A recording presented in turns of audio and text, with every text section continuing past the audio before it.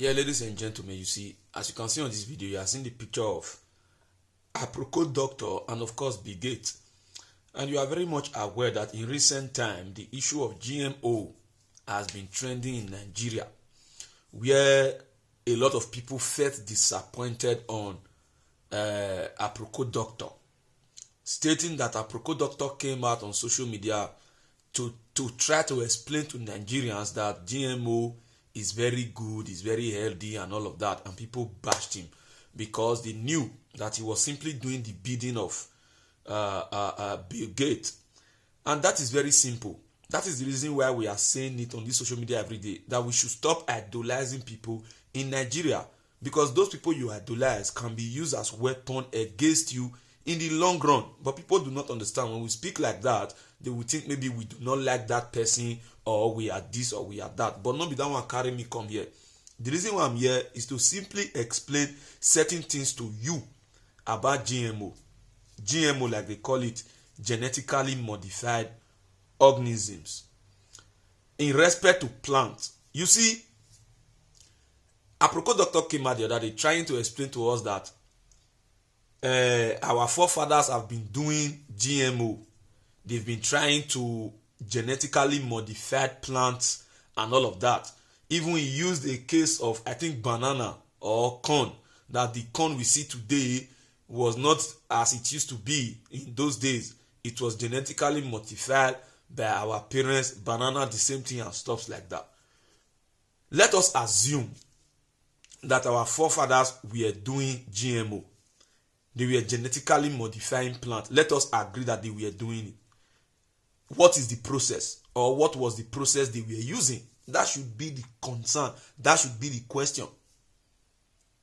The process they were using was natural process, like grafting of plants. You know, those of you who study agriculture, when you want to graft a plant, you cut a stem of a plant and add it to another plant, then they grow together and stuff like that. Or sometimes they do crossbreeding. They crossbreed a plant, hybridization and the rest of them. Those things are natural. You can do that following natural process, good weather condition, no problem.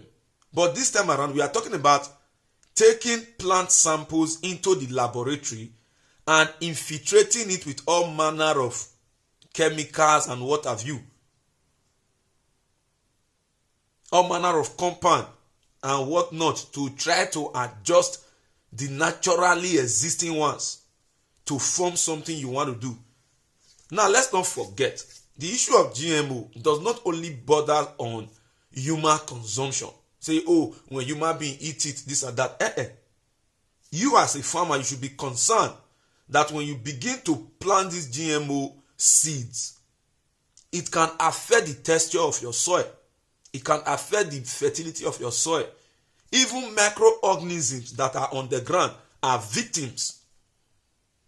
To those who study microbiology, you are very much aware that there are several millions of microorganisms. And not all microorganisms are bad to human beings. A lot of them are very useful. For instance, when you understand agriculture so much, you will know that microorganisms play a significant role in improving and enhancing agricultural harvest. Because there are microorganisms that naturally exist on soil that even help you fight pests naturally.